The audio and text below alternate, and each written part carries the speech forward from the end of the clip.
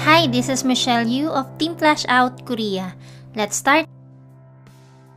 Okay, isa po sa mga subscribers ko nag-request ng video na to na gawan ko raw ng tutorial kung paano ba malalaman kung saan dapat ipwesto ang new member na i-encode. So, this video is for you. Here we go! Napakadali lang po malaman kung saan ba natin dapat ipwesto yung new member natin na i-encode, especially kung ikaw ay single account lang. Pero kung ikaw naman ay multiple accounts, medyo complicated ng konti, pero ituturo ko sa iyo kung paano. Ito yung old link ng Alliance in Motion Global website kapag ka nagla-login tayo. Ito naman yung bago. Depende na lang sa'yo kung saan ka mas komportableng mag-login, pero ang gamitin muna natin ngayon ay yung dating link ng InGlobal.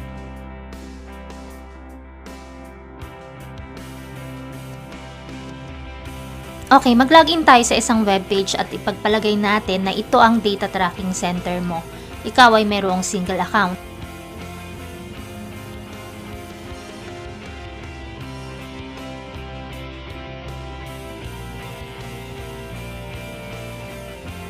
Okay, kung ikaw ay single account lang at meron ka ng members left and right, ang unang-unang mong titignan ay yung available points left at available points right sa dashboard mo.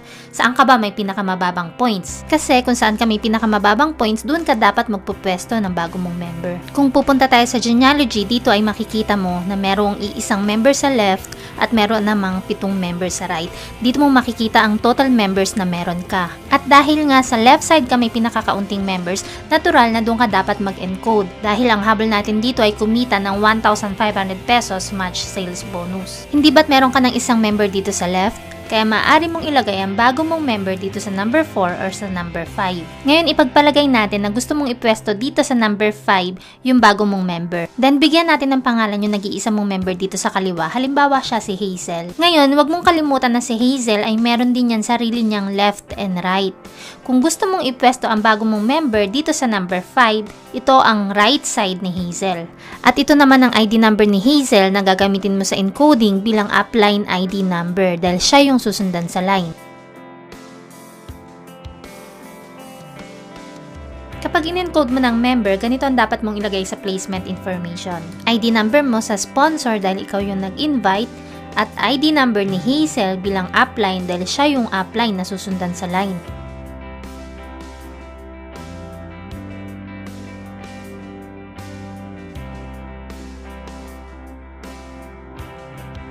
At huwag mong kalimutang i-click ang right position para dun siya mapunta sa right side ni Hazel. May natutunan ka ba? Madali lang, hindi ba? Paano naman ang gagawin mo kung ikaw ay multiple accounts?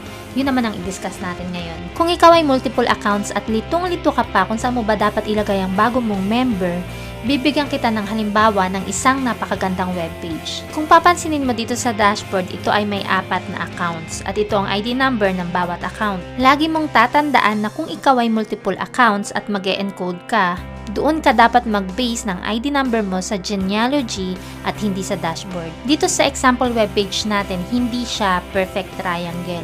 So, ibig sabihin, hindi sunod-sunod yung multiple accounts niya. Ito yung first account, second, third, at fourth. Halimbawa, itong webpage mo, meron kang 18 members sa left at 36 members sa right ng first account mo. So, ibig sabihin, dapat doon tayo magpasok sa left leg ng first account. Pero wag mong kalimutan na meron ka pang 3 accounts na natitira. So, tingnan muna natin doon kung saan ka ba may pinakakaunting members. Dito sa second account mo, meron kang 32 members left at 2 members right.